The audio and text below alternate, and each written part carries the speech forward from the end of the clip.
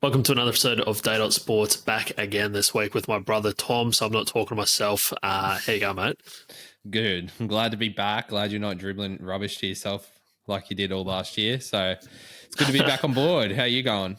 Yeah, doing well. Definitely happy that I'm not sitting here trying to speak words for like 30 minutes like I was last week. That was a little bit of a flashback that I didn't know I really needed.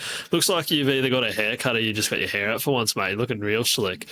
Yeah, just got the mop out for once. Got the mop out, fresh Broncos cap on as well. I might have to get myself one of those. That's not bad at all. Yeah, not bad at all. But we've got plenty to get through today. A bit of a recap of, what was it, round 6 last week? Round 6, right? Pretty sure. Yeah. Round 6. Yeah. Obviously, have a big chat about everything that's going on Lachie Galvin wise, just like everyone else and their dog's going to be. But that's blindsided everyone. Of course, our tips and predictions, our bet to Vegas, and also our multi of the round. So stick around for all that. We're going to timestamp it all. But you know what I'd like more than money? Christian Tuipulotu's celebrations would be if you guys hit that like and subscribe button. Goes a long way. Let us know in the comments who you're going to be backing, what bets and whatever else you're going to put on. Quick little, we'll get to my boy later, but quick little around the grounds for our bets. Tom, he sat out last week, so he's not going to Vegas. I pretty much put on the easiest bet to Vegas I've ever done in my entire life. Tigers head to head. It was like taking candy from a baby. It was just the easiest thing I've ever seen. So that one went up. My next one, though, might have been a little bit of a fever dream after seeing him out and about on a couple Sundays ago, having Patrick Carrigan down any time. Didn't even come close, so big red X. No, didn't even come close at all. So, yeah, straight into the round recap. So, Finns, they beat the Riff, giving them their 5th loss in a row. That is just diabolical, 30-12. What is doing with the Riff at the moment, honestly, is just shocking. They're in shambles, aren't they? And it absolutely kills me because I keep fucking tipping them every week. I keep getting let down more and more every week. But there's a lot of new guys in that team, and I think it's just really showing now how many players have lost and the experience they've lost. Like their back five, especially with Tyler out, is just so inexperienced, and you can tell, like in the games, like they've really struggled. And even like their forward pack's still pretty good, but yeah, they're starting to be a lot of holes here and there. But yeah, fucking guess we'll see how the rest of the year plays out. Oh, like nobody at all would have ever seen this coming. And like every other person is in the exact same boat, like with us and everyone else. It's like that TikTok that I put up the other day about just backing them week in, week out. Everyone was like, yep, been doing the same thing. But yeah, you're starting to see a few holes. One thing as well, I don't think I've ever seen Nathan Cleary throw a ball just straight into the first row before like he did the other night. Like he doesn't do that. That's not Nathan Cleary like at all. No, that's for sure. But like in saying that, Dolphins were pretty fucking hot across the park. Like how so unbelievable he was on Thursday night. Yeah, they definitely deserve that win. Dolphins all over him like a rash. Yeah, they wanted that so bad, and yeah, Hammer was just outstanding. He was their player of the week. I think it was the 3rd try that he got for his hat trick, where he got it in his probably own 20, and just kind of went through and just took off. And as soon as he got in open passes, you're just like, oh well, that's that. But I'm shut the gate, put away the whip. It's all done. Hands and heels. He's home. Yeah, I'm starting to wonder, though, who has cursed the Penrith Panthers. Some notable suspects that I've written down here, Tom. We've got Bellyache. He's put him in his notebook after the grand final last year. He might have put a little bit of a curse on. Kevy Walters, prime suspect, if you ask me. Kevy would definitely have them a Penrith voodoo doll somewhere, I think, hanging up. And it's so funny. And all these comments just keep coming at him about rewatching the grand final and about Penrith. And you can see it just rattles him still. But they'd rather you forever losing a grand final in that fashion. But I don't know. I feel like Bellyache's the sort of sinister villain that would have a hit list. Penrith, top of the hit list. So he's probably been knocking off their players left, right, and centre, crawling Melbourne back to number 1. Exactly, but I had one that's a little bit outside of the box that could be the prime suspect out of all of them to curse Penrith, and it's actually Bluebet Stadium itself. Penrith leaving Bluebet while it's under renovation and taking over another team's ground. The stadium is not taking kindly to that and put a little bit of voodoo hex on them, and not doing so well on Australian soil, so it might have been the actual Bluebet Stadium itself. Australian soil. It would, like, honestly, places that would have such a big, like, teams that would have such a big home ground advantage. Like, imagine going out to Penrith and it's fucking freezing cold, rainy. You've got black jerseys everywhere around you. Like, it's a bit of a fortress. And so for them to be rocking up at another team's home ground, like Paris home ground, essentially, Commonwealth Stadium, definitely a little bit of a disadvantage. But being 4-time premiers, you wouldn't think it would affect that much, but it is a fortress, though. Like, their win percentage there was just ridiculous. You got that panther up in the middle of the ground with its eyes glowing red and going every single time something happens. You're not getting that happening at Combank Stadium. Fuck. Oh, what I would have done to be at the Broncos game the other night when Marty Tapiao was playing, just to hear our mate go, kapow. Marty, kapow. Yeah, I'm so here for it. But I think as well, like, just speaking of holes, and I don't want to dwell too much on this game and Penrith in particular, like, we could go on about this, but I think we're really starting to, question as well. And it's something that I started joking about as soon as they lost. Like, was it actually Luai that was the GOAT the entire time at the Penrith Panthers? It was never Nathan, it's all Luai. Luai's just poster boy. Yeah, poster boy. And I don't know. Every time they lose, I just see that post of him being like, oh, joke's on you guys, you got work tomorrow type of thing. I don't know why, but another one to add to that list, and yes, they still have a pretty good forward pack, but I think we're really starting to see whether it's the leadership, physicality, and just like pure grit and talent of James Fisher-Harris not being there in that forward pack. Because, like, for years, we've just seen these huge players, Critter, all these guys go, kick out Burton, and they've still gone on to do the damn thing. And I think now we're starting to finally see after those guys are gone. But enough about Penrith. Dragons, they gave Titans a little bit of a touch-up, 38-16. This one was just a really easy one. I would love to go to their home ground there. The Dragons game at the beach on the other side. It just looks... Yeah, it does look sick at Wynn Stadium. I absolutely fucked up on this behalf, knowing that Tino and Campbell was out. Forgot to change my tip after talking to the old boy about it and seeing who was out. I was like, easy. Dragons will fucking walk all over them. I'll change that tip. Never changed my tip from the Titans. Never took Tino out of my super coach team. So luckily, because I fucked up the other way because Ruben Cotter got taken out before kickoff, but I didn't have anyone because I've had injuries left, right, and center. All my bench is taken up with no one who could replace him. So I was one short. So luckily, I think Will Kennedy came back in as a flex or something like that. So that saved my bacon big time last week. But yeah, I fucked up there. Yeah, I was meant to change to the Dragons, didn't. Had to stay with the Titans, and they got flopped. Yeah, no. So as Titans were away from the GC, you had Dragons at home and no Big Tino, the mayor of the GC, playing. I was like, bang, Dragons, easiest thing of all time. One of my favourite things that came out of this game. I only kind of like got to keep one eye on it because I went out to the pub with the missus, dusted her. Actually, that's a lie. I dusted her a little bit of pool, but I have a horrific habit of sinking the white ball with the black on my last one. So I kind of did myself in, shaved myself with my own sword. Had a little slap as well. So I can only watch a little bit. But Christian Tuipulotu, finally unleashing that money celebration. It was just a thing of beauty, and he finally got the timing right where they're not losing 28 something. Where the fuck was his head at on that? Honestly, rocks in the head. You're getting pumped by the doggies, and you're just up and about try celebrations. So Flatto just fucking locked him in a cave or something for a week after that. Look. I love as well, he went off with like hamstring injury or tightness. I don't think he's playing this week. And he's sitting there on the sideline. Sitting on the bench. He's loving it. But Sportsbet, they must be sweating bullets coming up to try July. I reckon they're going to ask Flano to rest him for the entire month. He might honestly send him bankrupt. He likes a meat pie as well. And if he gets the green light to just let these fly left, right and centre, I hope they got a bit of coin banked up because, geez, he's going to be letting them go. Highly doubtful he's ever going to see this podcast of ours, but I'll be putting a challenge out to him, knowing that he loves a little try celebration. There was a great past Dragons player in Mark Piggy Riddell, who was a bit of a king of the old try celebration. So if he finds himself crossing over for a media at Wynn Stadium, I want to see him jump that fucking front fence, sit in the front row and clap himself like Piggy.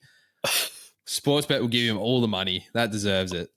I want to see that. Even like, I'll take that, or jump the fence, sit in the crowd, and then hit the money or the money celebration. Yeah, this one really hurt. Roosters beat the Broncos 26-16. Yeah, definitely hurt. Considering only a handful of weeks ago we ended their season in round one. Look, I had people in the know with eyes on, seeing the Roosters boys playing a little bit of loosening up, playing a little bit of handball before the game. So, by all reports, Teddy was just a gun living an ace. So I don't know if that had something to do with their loosey-goosey performance coming out and getting it done, but it was a bit rough. Yeah, here's you texting me. Roosters boys are playing handball outside my building. Teddy's an ace. He's going to score anytime tonight.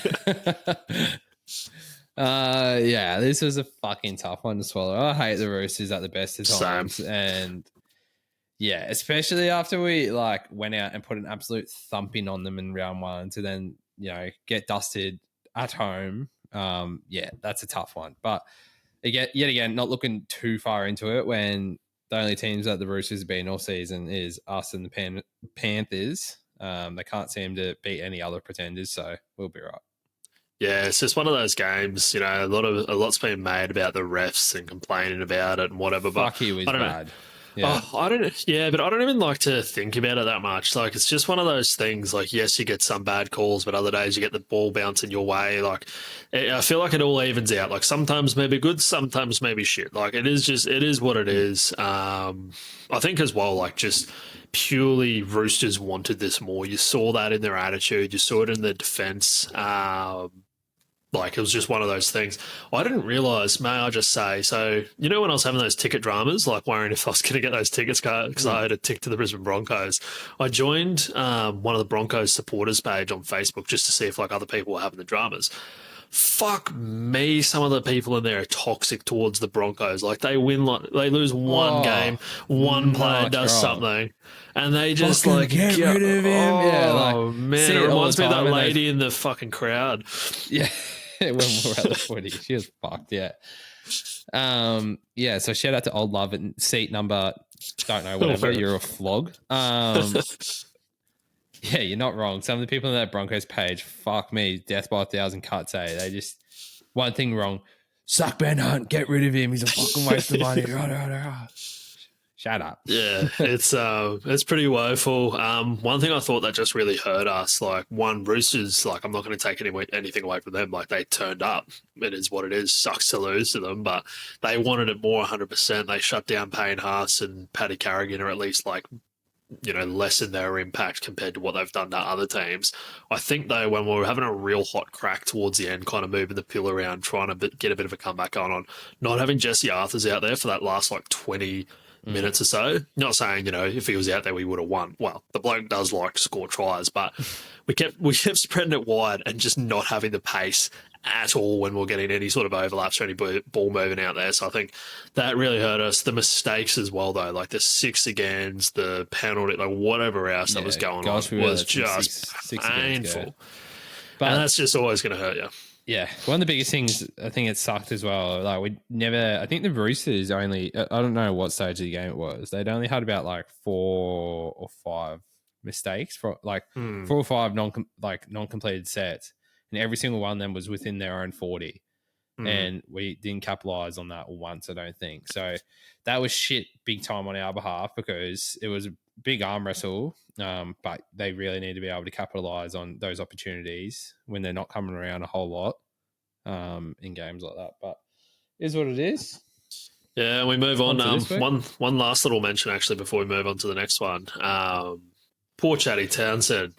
My prince, he got dropped for the game, but that halfback, that Hugo Savala or whatever, boy, he had a game. He kicked us out of that just about. His kicking game was very he's good. Tearing it up in New South Wales Cup, and he's played a couple of games already for the Chooks, just not in the halves. But yeah, I think he's going to be one for the future. That's for sure.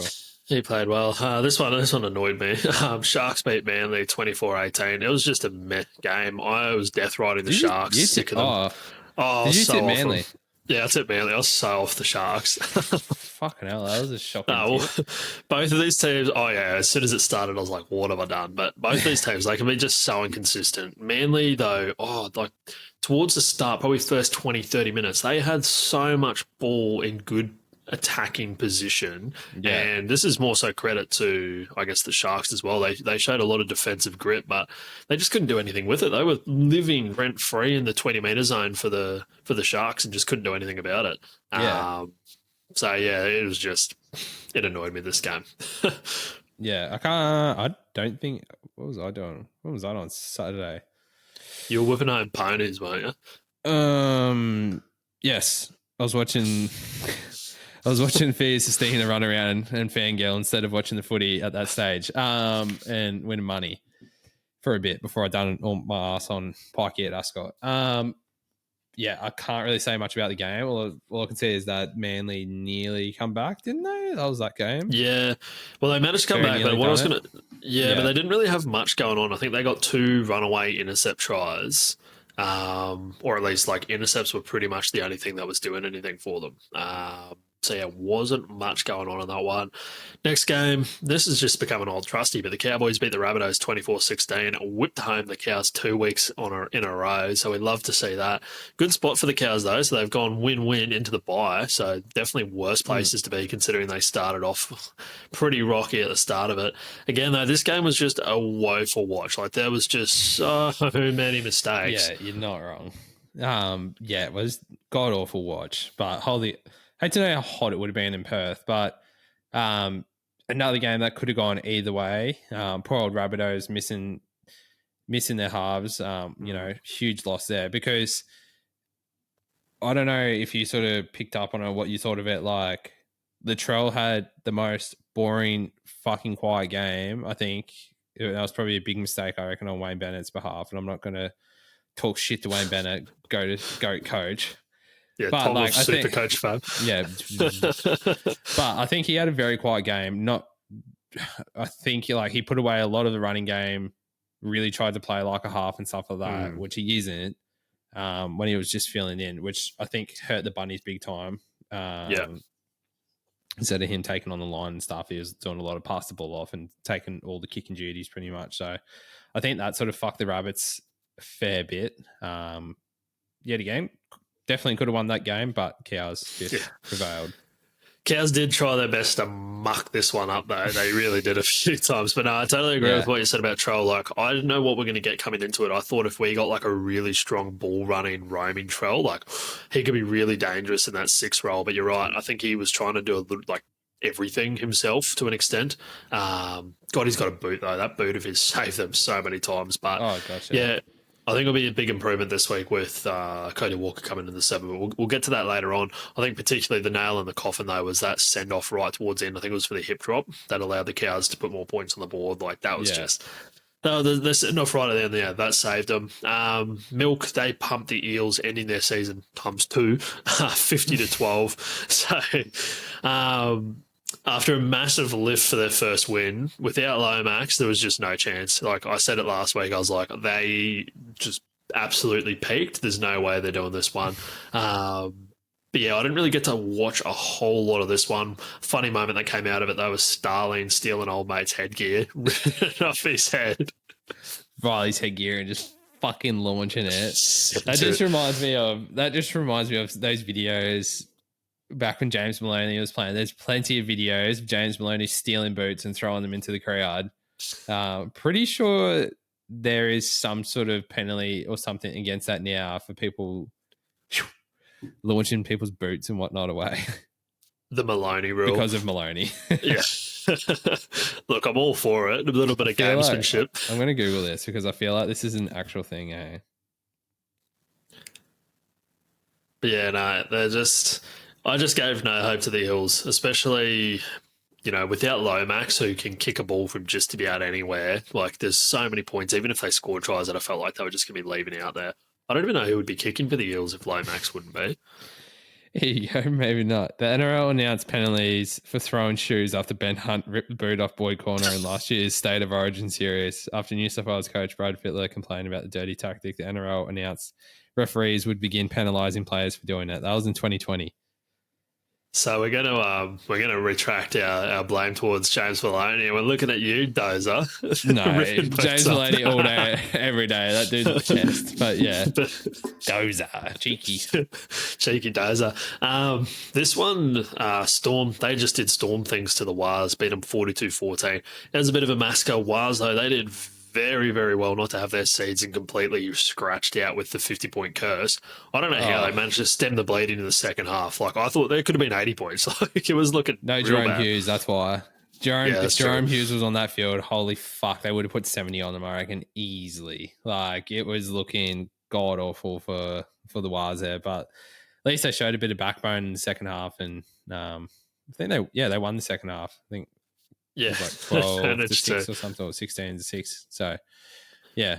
So at least it's something for them to take into this week. Yeah, at least there's something there. Even with that score, though, you know that Bellyache letting in those tries right at the end, he would just be blowing up. Like, I don't need a coach.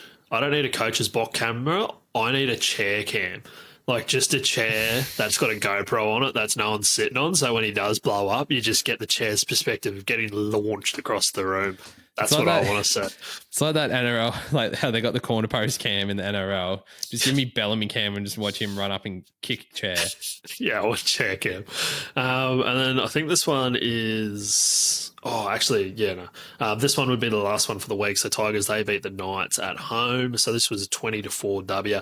Like I said, easiest tip, easiest win, easiest bet I've ever got in my life. Saw this one a mile away. But I must say, I reckon if you tape someone to a chair and made them watch the round one game of these guys play and then this game, that would be like CIA level torture. I reckon the amount of mistakes, the amount of drop balls and that go on, like especially that first one was just... that first game was a doozy. Well, it was tough to watch, but this one wasn't too much as bad, but I wouldn't have gone that far. But yeah, it was pretty shit. Well, more so from the Knights this time, but... Yeah, the Knights, fuck me. What's happened to Newcastle? They've just fallen off a cliff a little bit. Like, it's a bit shit for them because it seems to be, you know, if KP is not firing, they're not firing. Yeah, I changed tip literally seconds before kickoff to the Tigers after I was literally looking at the lineup. So I was like, fuck, surely Tigers win this. Like, change tip, easy watch. Thanks for coming. Yeah, well, that was even before the team list came out. I was looking, I was like, that's interesting because Tigers coming off that game against the Broncos, sure they lost, but I reckon they were really up for it, at least there in the first half, obviously. And then having Luai coming back in. So when it was still underdogs, I was looking at the team list, I'm like, am I missing something here? I was like... What the fuck did Luai get me last week? He got me, I don't reckon he even got me double digits in points. So, gosh, he was awful. Oh, well, but I must say... One of the boys traded him out. I was like, oh, yeah, I'll put Luai in. Fucking dreadful. 21 points. I think that was like after he made like one half tiny little break. It was, that was a hard watch.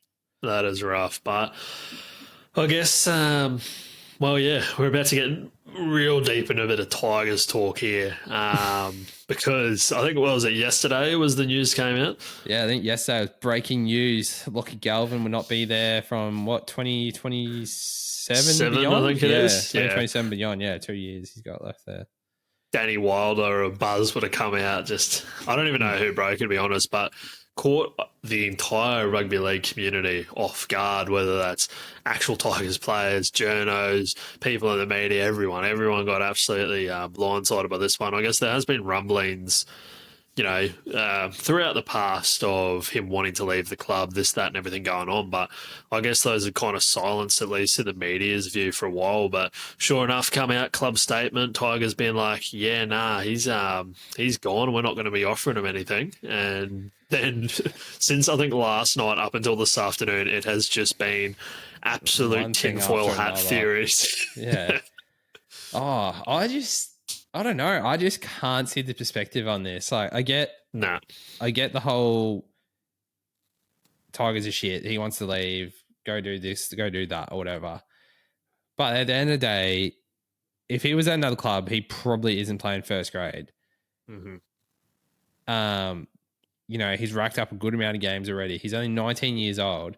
They offered him $1 million a season from 2027 onwards and a pay increase for next year. What sort of fucking 20-year-old is going to be on? I'm assuming he would have been around the 7s or something next year. And then at 21, he would have been on $1 million a season. Like, he's going to be done that contract by the time he's 26. Like, you still got a long way ahead in your career. If you want to fuck off then, and you've played well during those 5 years and earned that $1 million, who knows what you're going to be fetching post that. But I think his managers like fucked him here a little bit by just saying, don't even worry about tabling an offer to us. We're not going to accept it anyway. I can't see another club. No way in the fucking world is another club going to offer him $1 million a season. No way. Surely not. Usually the joke would be the Tigers, but, well, he's kind of Newcastle? already there. Yeah. Well, he's not old enough to go to Newcastle yet, I don't think. But yeah, he's going to be 32 plus. But, yeah.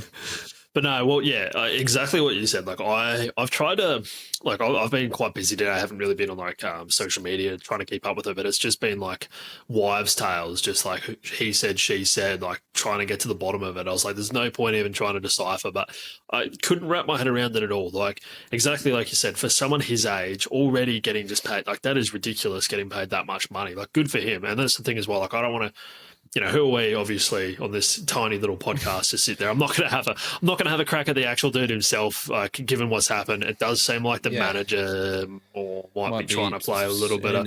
Yeah, you know, not only is he going to be one of the highest players now, but for his age, like, it just doesn't make sense. And particularly, like you said, you know, in a few years, God knows what he's going to be, you know, offering. Like, because in 5 years, he's going to be 24, 25 years old, coming into his kind of not even into his prime yet. Like, he's gonna get fucking ridiculous money, and I can. Fuck, who is talking on it? I think Gus and Cameron Smith are talking on it about whatever Channel 9 NRL show is. And Gus like put it perfectly. He goes like, he's going to be 25 by the time like he's off this contract. And he goes like, you know, players might hit their peak when they're like 23 to 25 or something like he's going to be in his peak.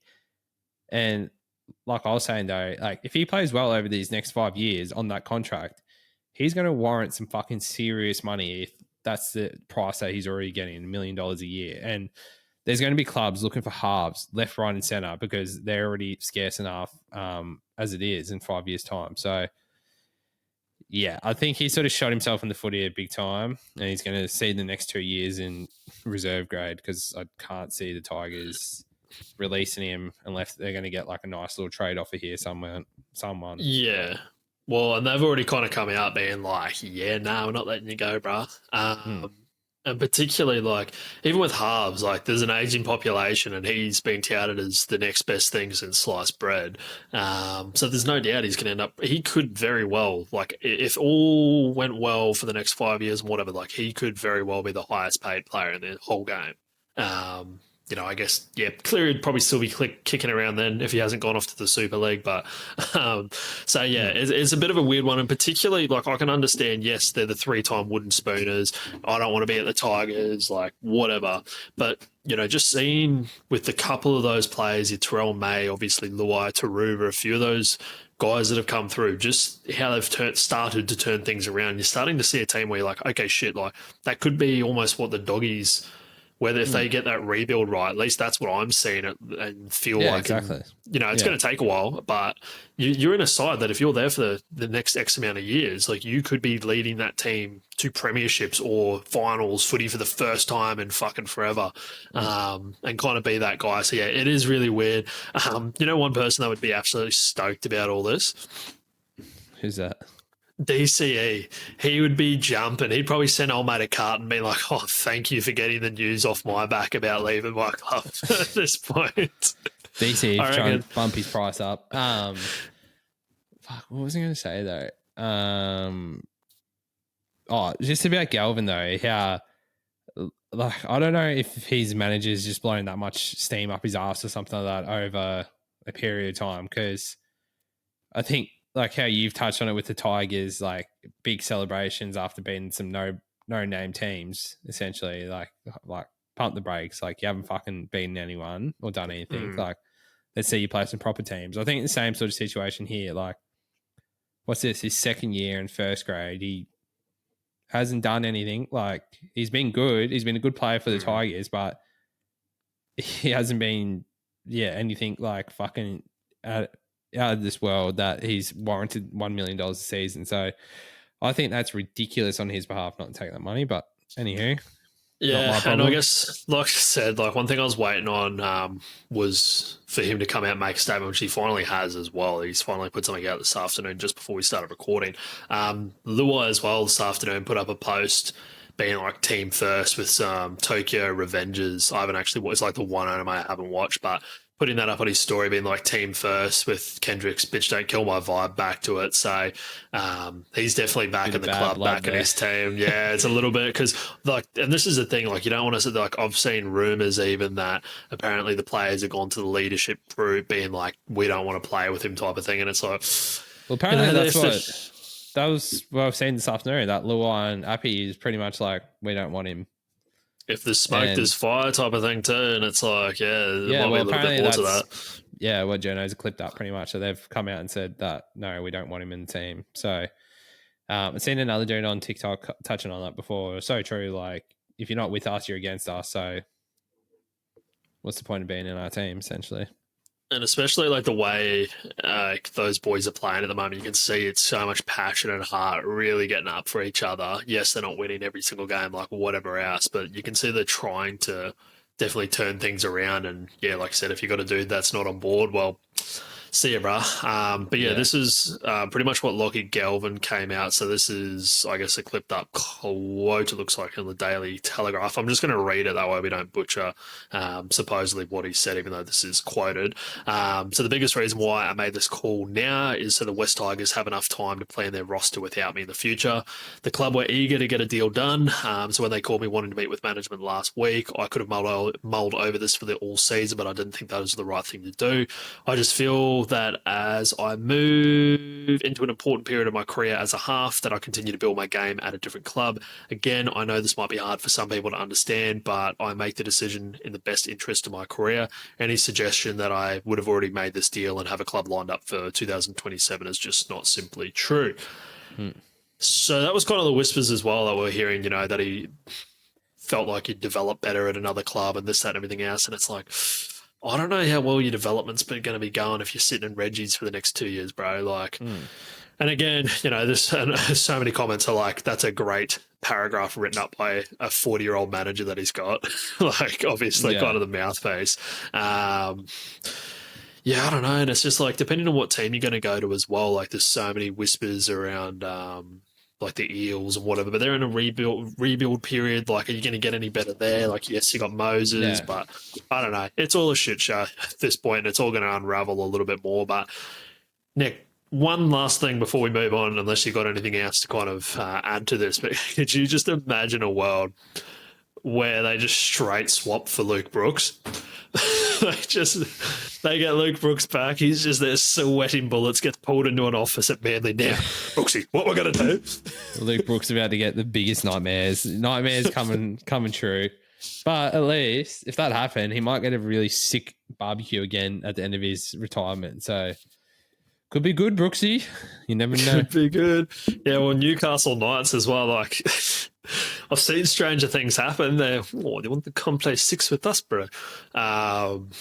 Yeah, I don't know, beats me. But unless you got anything else to add on there, we'll move on to actually, really quickly, not related to Galvin, but one thing I just want to mention before we jump into tips and predictions. Old man Alexander Volkanovski regaining the featherweight title on Sunday against Diego Lopez. That had some absolute lead in my pencil on Sunday. Holy, like, it's only really when the Aussies fights, particularly when Volk fights, but I was fucking anxious, sitting rocking back and forth, especially when he got tagged a few times. But it looked like vintage Volk. So happy and proud for him to get it done, prove all the doubters wrong.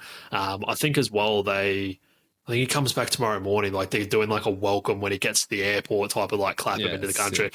I saw somebody posted today. They're like, there needs to be a public holiday for Volk. Make it happen. And I'm fucking all for it. I need the Cook 'em with Volk public holiday where we all go cook a homemade meal for Volk. That'd be fucking top. And just play Down Under all day on repeat. Yeah. Say less. So yeah, no, massive props to Volk, but super happy to see him get it done. Alrighty, so that jumps us in, though, to our round 7. His team actually up first here, but we got Manly versus the Dragons. So the last few weeks, I've had some real Thursday night scaries, Tom. I've not tipped a Thursday night game. And with this one, though, Manly, they're not much of a travelling team. Yes, they lost to the Storm at home, but that Four Pawns Park, I'm a big fan of them there. They're never leaving the Northern Beaches again. So at home, I like them. I reckon 1-12 for Manly myself. I think I might have gone. I've gone Manly 13 plus, believe it or not. Yeah. At Brookie, I reckon they got enough dog. Bit of a shit night at Brookie Thursday night. I reckon they're going to put a score on the Dragons. Yeah, it should do. The only thing about this, like Dragons, historically, just will drag you down to our level type of team. Pretty big physical team as well. So it could be a fair battle, I reckon, through the middle. But the backs, I reckon, are going to be able to get it done, particularly in the experience, obviously, in the halves for Manly. Big out, though, for the Dragons. Christian Tuipulotu, he's not in there, so I'm just not there for them at all either. That's just... Scratch him out, bro. If Man ain't there, then it just ain't happening. I reckon Ruben Garrick, though, he's due for a try. I'm going to back him to get over. I'm going to go Kamali Olakau'atu. He has let me down too many times. I keep jumping on him. He gets within a sniff of the try line every week, I reckon. So he's always going to be there or about. So I don't reckon he's ever a bad try scorer. No, it's not the worst. And he's running at Kyle Flanagan. Can Kyle Flanagan hit him? Does he hit him? Yeah, I think he can actually defend it right, Kyle Flanagan, but see how you go tackling big commodity, bro. Yeah, exactly. No, I'm keen to hopefully get a nice little green tick on the board first game this week because it has been woeful. All right, next one. I'm really excited for this one. This one is going to be massive. So we got the Bulldogs versus the Rabbitohs. They're trying to sell this one out massive. It's on the Good Friday. So, yeah, I'll let you know what they're doing about the tickets shortly as well. But a rested, undefeated doggy side going undefeated into the bye, all rested up. I just don't think that they're going to be beaten by a decimated Rabbit side, Tom. Nah, I can't see that happening either. Fresh off the bye, a big occasion. I think they're just going to keep on doing what doggies have been doing and just keep on rolling on wins. I think they're going to get. I think it will actually end up being a tight one. I think I've backed the doggies 1-12. Yes, I have, and I'm going to say Jacob Preston's going to cross. I got doggies 1-12 as well. I got Bronson Cherry to go over because that bloke just runs super hard. Exciting stuff though for the Rabbits. They got Walker coming back into 7, so that is just super handy. Trell goes into 6. Stretch comes back into the team out on the wing after. Wing. What did he do? Love that. He's on the wing. Yeah, there's an anytime try scorer if I've ever seen one. Yeah, I put Jacob Preston down, but I was literally going to put down Stretch as my anytime try scorer because when I seen him on the wing, I was like, that man is fucking nearly a lock to score on the wing, surely. Yeah, I like that. And be on the left side too. So, I guess Trell. But yeah, Trell's going to throw a bloody 30-metre flat cutout ball, bang, straight on his chest. Thanks for coming. Birdo back for the doggies as well, which I love. So that is even better. Was Kick Out back last I don't think he is. No, I don't think he's back. Are you sure? 100%. Yeah. I don't think 100%. He is. 100%. No. 100% he's in. He's not, bruh. He's not. He's literally... Not. He's in the reserves. Oh, that's why. Because it was like I was looking at the team list. I was just looking at team sheets on NRL.com, and it's like ins, Billy Army Kikia. Don't worry. He's not in. Oh, shut up.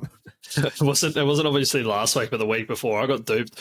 I flicked it on. I was doing some stuff in the background. And I was like, oh, it's Kikia back. But then I realised it was the Samon. He's got like bleach blonde hair at the moment. Caught me off guard there. I just saw the hair and I was like, oh, that's someone. No, it's Jamon.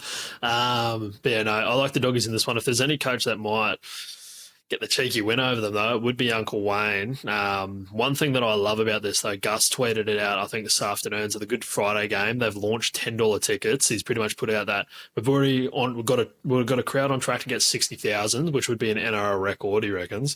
But we've decided to open up a bunch of tickets for level 6 that are $10 each to get like everyone there, like people that obviously might not have as much family. So I love that. Get $10 tickets going.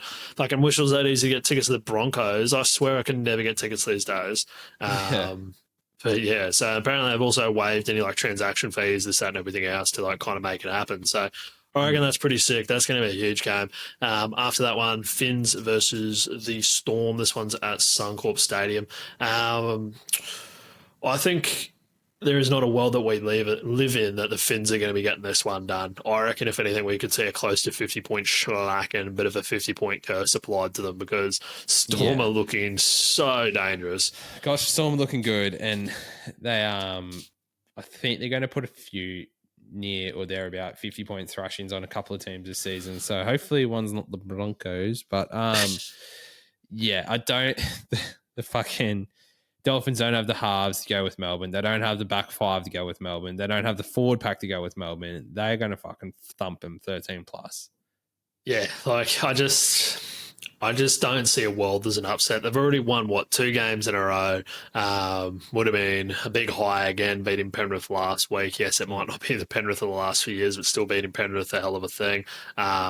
Big thing here, though, Jerome Hughes, went down injured, obviously didn't play that second half against the Wars. He's been named starting. So yeah, just look at the stats with that. But yeah, I think it's going to be a bloodbath. I've got Xavier Coates to score at least one. It could be a hat-trick type of night for him. Coatesy did absolute things for me last week, Sue Coach. I was dead and buried. Josh King pulled one out of his ass. Xavier Coates absolutely had a heater. Yeah, I've got Coatesy as well to score anytime. He could be in for multiple. I was nearly... Oh, actually, I don't think I did put down Coatesy anytime.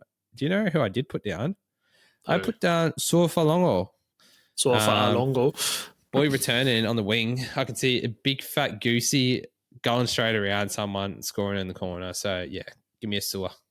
I love seeing that dude play. Like, he is just such an exciting watch. Biggest goosey of all time. Like, it is so much fun. Kempy must love him. Goosey. Oh, yeah. No, well, have you seen that? There's that TikTok account. I think he's like a rugby guy, but his entire thing, he just like goes to games and like gets people to do their goose step, like see who can do that. And I just need to see a compilation. He needs to either see Suafalongo, or I just need a compilation of Suafalongo's goosies, because they are a thing of art. All right, now we go over the Dutch, bro, where our rents are holidaying at the moment. I'm getting bloody photos from the old man every other day, just having a couple beers, and I'm like, you bastard. Yeah, mowed the yard for him just before, and he sends me a photo of him having a fucking long neck speech. So yeah, cheers, Lenny. Yeah, thanks for that one. Yeah, Wales versus Broncos. Not gonna lie, I don't love this one for us Broncos over in New Zealand. Just a little bit nervous. I don't think we have the greatest win record. I don't think we got the greatest win record over in NZ. I'm just thankful that Fisher Harris and Nickel Clockstad's out this week. I've got us 1-12. I'm nervous as fuck, and I'm hoping Jesse Arthur scores. Yeah, I've got us 1-12 as well. I am a little bit stressed, but I do love us for the bounce back here. Boys on the road, bit of that fresh New Zealand air in their sails. We also get kick chase Ricky back. He would be enjoying it being over in New Zealand, I reckon. Yeah, a few men down on the Wars side, like James Fisher-Harris, touched on it earlier about the impact of the Penrith Panthers not having him, like the Wars not having him is a whole other thing.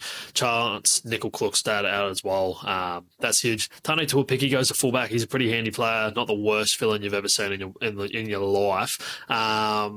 Yeah, I think it's going to be a little bit of a tough one. I think we've got Jaden Hunt there on the edge because, like we were speaking about earlier, Jack Gojetski, he's out now with a broken arm. He was already suspended, so there goes that one game. Don't worry about that.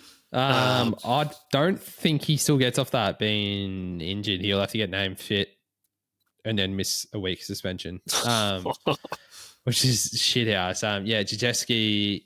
he's gone, which is no good for us because he's had a couple of hot and cold weeks. I want to see a bit more consistency out of him, but he's definitely been better than what he was last year. Hopefully the same out of Hunt because he was pretty average for us last year. So hopefully a couple more games under the belt might be a little bit more consistency. But see, Tyson Smoothie's back in the team. I see Smoothie's back in. So I reckon they're just giving Blake Moser a little bit of time to marinate and get his body right before getting back into NRL world. Well, apparently, from what I was reading, Smoothie hasn't even been playing hooker in Queensland Cup this year. He's been playing lock in second row. So I wouldn't be surprised if you see him just having a run in and around the centre for a bit. Yeah, that makes sense. Kind of boost that area because it has been an area that we've been a little bit near. One thing I'm really surprised about, to be completely honest, Jesse Arthur's getting named in this one. Bloke was seeing stars after that head clash with Connor Watson, and then it's been downgraded or whatever. I'm like, well, who have you paid this? Yeah. Independent Doctor Who. Was Kevin Walters the bloody doctor or something like that? Yeah, he's good to go, boys. Don't worry about it. I don't know. Just Madge with the wig on. Madge with the wig and fucking stethoscope. Daryl Lockout. Yeah, I don't know how the hell he got named for this. That dude was in La La Land last week. So whoever downgraded that, good on ya. Jesse scores tries. Thanks for coming. He just wanted to go to New Zealand really badly. Wanted to go back over there, just like, please let me go. I can't blame him. Like, going over to New Zealand would be a nice little away trip for the boys. But, yeah, and I'm going to go kick Chase Ricky to score any time in this one on his return from suspension, as long as he doesn't take anyone's head off accidentally. Yeah, so if we can time those tackles, especially with Tuipulotu, he's not the tallest bloke. At least I don't think he's the tallest bloke. So, yeah, please don't wipe him out. Like, clean him up, but not his head. Yeah, not his head. Yeah, we go from here down. Alrighty. So yeah, I'm a little bit nervous about that one. But next one, this one, we go to the GC. We got Titans versus the Milkman. Yuck. I hate this one. Just what do? You got rocks and diamonds with the Titans. You got Milk where good, bad, good, bad, good. Like, what do you do? They're just going to be two teams. I don't know about the Milk. Hopefully the Milk should be a little bit more consistent. But the Titans are just going to be a team this year that are just going to fucking give you rocks and diamonds, and they're just going to turn up exactly when you don't need them. And I'm tipping Canberra, but this could easily be a game that the Titans are just going to turn one on at home, and who knows? Yeah, and I just don't like it because of the Titans factor in this one. But I'm going to go Milkman 1-12 as well. But you got Mayor of the GC Tino coming back in, so that's a massive boost for them. But I don't know, they're just who knows what the hell you're going to get. Milk, they have hurt me on the road, but they got it done up in Darwin, so they're coming further back down south towards the cold, which is better for Milk. I think I like. Adjusted to the climate more. Yeah, a little bit better. And fucking hell, how good has Huddy Young been? He's been in all time. He's having an absolute season, isn't he? He was fucking electric the other night up in Darwin. But he's been having a great season. Can't give bigger raps to him, but not keen to see it come Origin. No, don't like that for Origin. Him and Liam Martin seem to have that real New South Wales dog in them when it comes to Origin, and they fucking show up. So him being in good form, I don't like. It seems like that he takes over them during that Origin period. This is a battle of two real old wily dogs. And the coaches, you got Des Hasler, I think it's Ricky Stewart, which I like, but Huddy Young, I reckon, is going to score anytime. He's going to be paying like $1.50 soon to get a meat pie, which is just going to be terrible. Scoring tries for fun, hey. I've got Xavier Savage anytime. He'll cross over. Right, next game. I hate this game. I don't like this at all, but we got the Knights versus the Sharks. If I could tip no one in this game, I would just tip no one, and this is still me just rolling on my spite for the Sharks after letting me down and my distaste for them in general. But I'm quite content with this game. I think the Knights are absolutely at fucking sea at the moment, and the Sharkies are going to put 13 plus on them. Well, yeah, that's what I was going to say. Knights are booty hole currently, so Sharks are going to go 13 plus. I saw the Super League. They put out a clip of Will Price playing the other day. They're just like, oh, look at the skill set of Will Price. And he beats like so many defenders, just about goes the whole length of the field. And all these people are like, oh, I bet the Knights would have liked to have had that the other day. Because what's the ridiculous stat at the moment? They haven't scored points for like days at this point out on the rugby league field. Like, they have not scored in ages. You would think Adam O'Brien would just be surely on the chopping block at this point. Like, you know what I realised as well? I feel like he's nearly been on the chopping board for the last like few seasons, so he's due. He is due. But yeah, I'm a big fan of what Will Kennedy's about at the moment, so I reckon they're going to smash it out. I'm going to go with the old trusty Nickera to get over any time, because like Huddy Young loves to just score tries. Sharks should piss this in, honestly. You'd reckon. But I realise we missed Roosters versus Riff, so we're going to go back to that one real quick. So I'm just going to a little bit of editing magic, and you'll never know this. Sydney Roosters versus Penrith. 5 losses on a row, Panthers. Who are you going to be taking in this one? Because my brain has been just battling demons again on this one. And you laughed at me a few weeks ago about battling demons, and here we are. That was actually fucked. How the fuck did the Cowboys win that? I'll take my 6-pack, bro. Yeah, that sucks. I don't reckon I've ever been more confident of winning free beer in my life. But anywho, I hate the life out of this game because the Roosters, only 2 teams have been all season. It's Penrith and the Broncos, who are supposedly supposed to be top 4, top 8 contenders. I just can't get away from the 4-time premiers. I just have to keep backing Penrith, and I have to keep being disappointed. And hopefully this is not going to be another week that I've got the shits and I'm texting my mate Baz, letting him know how shit Penrith are. Yeah, I think I'm in the same boat as you. Like, I looked at the lineups and I'm like, and I'm just getting recency bias. Like, they beat the Broncos, and I'm like, oh, maybe the Roosters are good, but I thought that last time when they beat the fucking Panthers as well. And then they just went on to play shit. And I think Panthers are going to be wanting to get this one, not only because of everything going on with them at the moment, they're going to be wanting to get this one back on the Roosters as well. So I said I wasn't going to do it again, because every single week we just keep going, surely. But I can't. I've got Stockholm syndrome. I can't go back on them at this point. Like, if it is one of those weeks that I finally jump the Penrith ship and they're going to go out there and get it done, I will not be able to forgive myself. Like, the TV's getting launched. I won't be able to do it. And I don't see the Roosters getting up 2 weeks in a row. I think at this point, Nathan's just going to do it himself. He's just going to say, fuck it, no one else touched the ball. I'm just going to do it. I reckon he's going to score anytime. So Riff 1-12.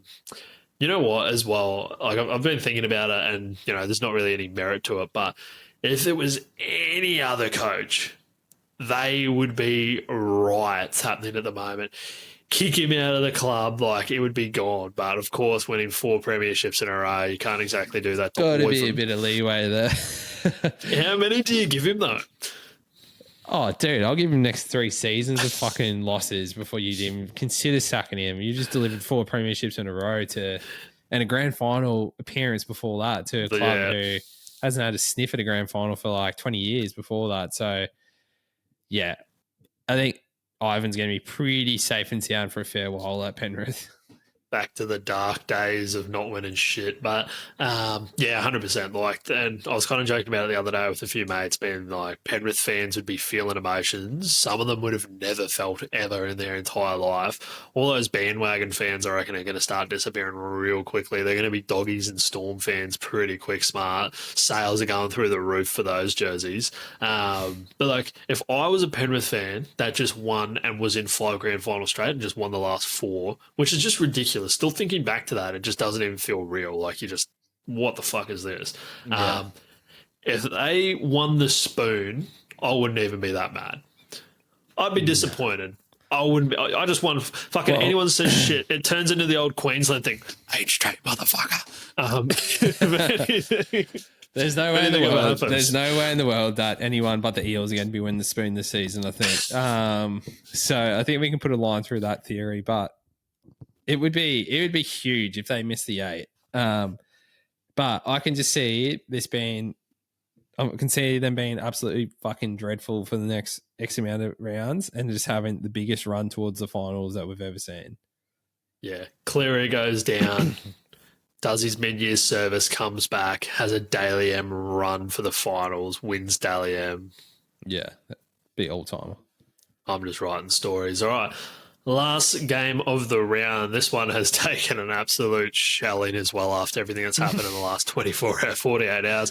Tigers versus the Eels. I was feeling really confident rolling into this one, going Tigers, easy money, thanks for coming. But now Lachie Galvin has thrown an absolute spanner into the works of this one and my entire thought process, into the Tigers' entire season, mind you, because this one could just derail everything.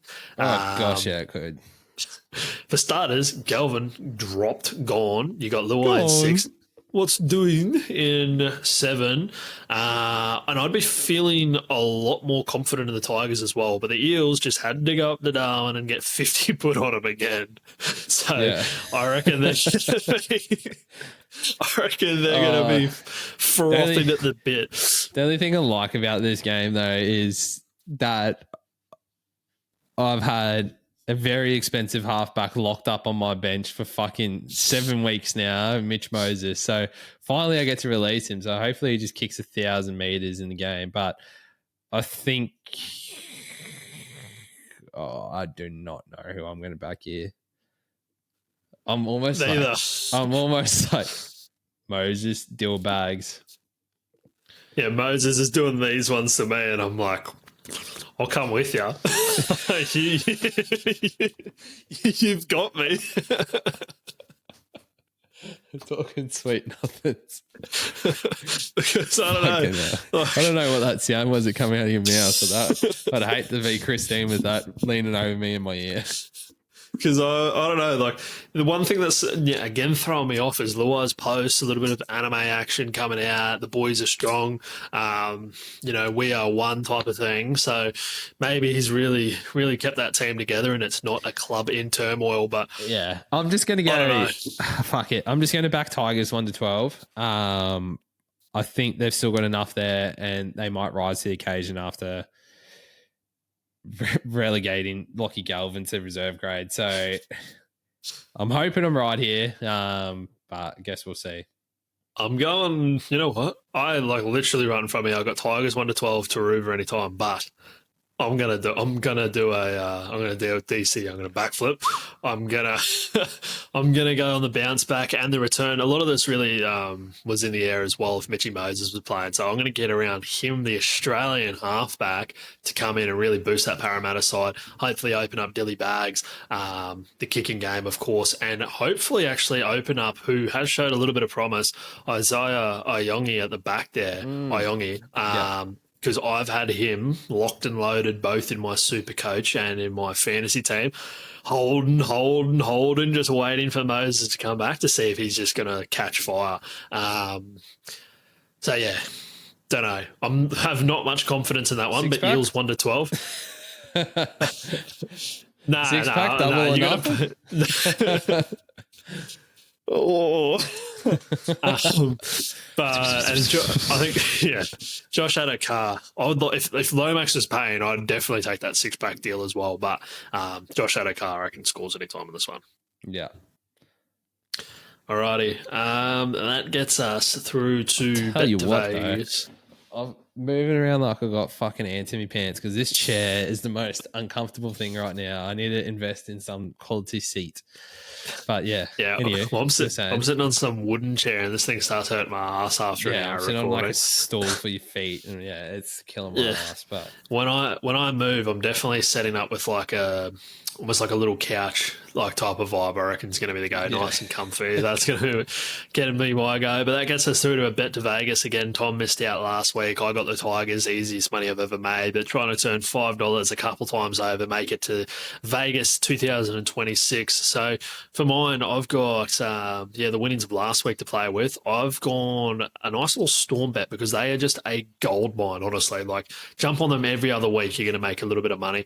I jumped on both of the wingers, Xavier Coatsua Falongo, for a nice little $7.20 on a mysterious blue betting agency because they're just going to score points against the Finns. Finns are going to get massacred, in my opinion. So I would like them to get over. What have you got, Tom? My bet to Vegas, baby, is going to be I have Melbourne head-to-head, Melbourne 13+, and I got Xavier Coates crossing in time. And that's currently sitting at $2.37, which I think is pretty reasonable for what needs to happen. So I'm going to be starting from scratch on $5 and starting to roll in from there. So here we go. Keep your eyes out on that one. Jump on it if you'd like. But we're going to have to catch fire sometime soon, I reckon. So this week, we'll be getting through. Because I got robbed the other week where I went Katoni Stags and then Latrell Mitchell in the centres, and it just didn't all work out, that one. Alrighty, now multi of the week. This week, I want back rowers. Give me all the back rowers in the land. So I've got myself 3 of the try-scoring masters of the back row. I've got Jacob Preston in the Doggies, Huddy Young, of course, and Nikora for the Sharks. If you throw all 3 of those into a blue betting agency, that will spit out a nice little $18.50, which I don't hate. There's a bit to happen, but I don't hate that at all. So that is going to be my multi of the week if you want to jump on the back row a bit. Yeah, don't hate that at all. I'm going all out guns blazing here right now. He's been off a week and he just goes, I've been off a week and I'm just chasing fucking losses everywhere. So come with me if you want, everybody. But what we're going to do is we're going to tip the round and we're going to put it in a multi. So what we're going to be rolling with here is Doggies head-to-head, Broncos head-to-head, Cronulla head-to-head, Manly head-to-head, Penrith head-to-head, Canberra head-to-head, Tigers head-to-head. That's going to be spinning out $19.36. Now you can boost that actually at the moment to $21.27. So I'll be boosting that and be putting a tenner on it. I'm confident at tipping around this week. Oh, he's come out guns players and fucking big talk for the guy coming last to the tipping. I'm due then. That just means I'm due. Yeah, bounce back. My week. All right, last little bit for this week. If this player was a beer, I could have gone really obvious here. I could have gone the man of the moment, but I'm not going to do it because I can't think of anything because I don't know if he's old enough to drink at this point. So instead of a mysterious player, I'm going to go with Ryan Pappenhausen. If this player was a beer, what have you got, Tom? Paps. Oh, gosh. Paps. Right, so Paps, I'm actually gonna dive away from being a beer yet again this week, because I need something that's got a bit of up and go about it, but that's a bit light and zesty.